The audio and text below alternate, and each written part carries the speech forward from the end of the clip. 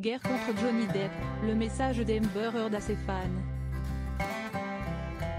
Après son procès contre Johnny Depp, Amber Heard savoure son retour en grâce au cinéma dans Aquaman 2.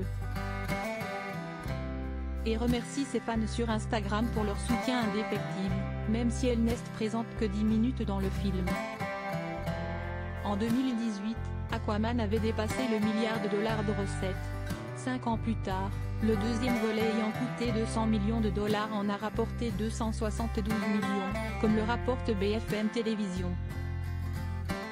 Un chiffre que certains estimeront décevant, mais ce n'est pas le cas d'Amber Heard, qui, après les déboires judiciaires qu'elle a connus contre Johnny Depp, préfère voir le verre à moitié plein.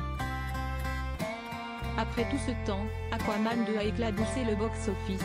Désolé, jeu de mots trop facile, s'est-elle réjouie sur Instagram ce mercredi 3 janvier. Je tiens à remercier tous mes fans pour leur soutien indéfectible et leur amour pour le retour de Mera, son rôle dans la franchise Aquaman, note de la rédaction. Merci du fond du cœur, a-t-elle écrit à ses 5,2 millions d'abonnés. En légende, on découvre 3 photos semblant montrer que l'ex de Johnny Depp va bien. Sur l'une d'elles on la voit tout sourire, en train de donner le biberon à sa fille de 2 ans et demi, Una Page Heard. Un rôle de mère qui lui va à ravir, mais Amber Heard ne compte pas laisser filer sa carrière d'actrice pour autant. Ainsi, elle s'est battue pour garder sa place dans Aquaman 2, dans lequel on ne la voit finalement jouer qu'une dizaine de minutes. Lors de son procès l'opposant à Johnny Depp, elle avait révélé que son temps à l'écran avait été réduit après son divorce avec l'ex de Vanessa Paradis. Le comeback d'Amber Heard au cinéma après la bataille judiciaire. Je me suis battue pour rester sur ce film. Il ne voulait pas que je participe au film, avait assuré Amber Heard. On m'a donné un scénario, puis différentes versions où des séquences d'action avaient été retirées.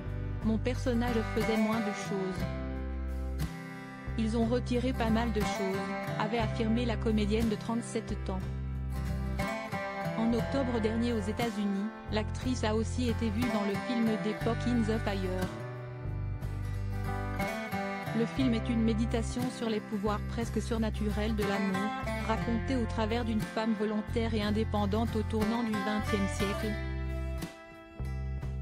Je me sens honorée de faire partie de ce projet et d'être à la tête de la vision de Connor Aline, avait-elle alors confié à The Hollywood Reporter. Un long métrage assez confidentiel puisqu'il n'est même pas sorti en France.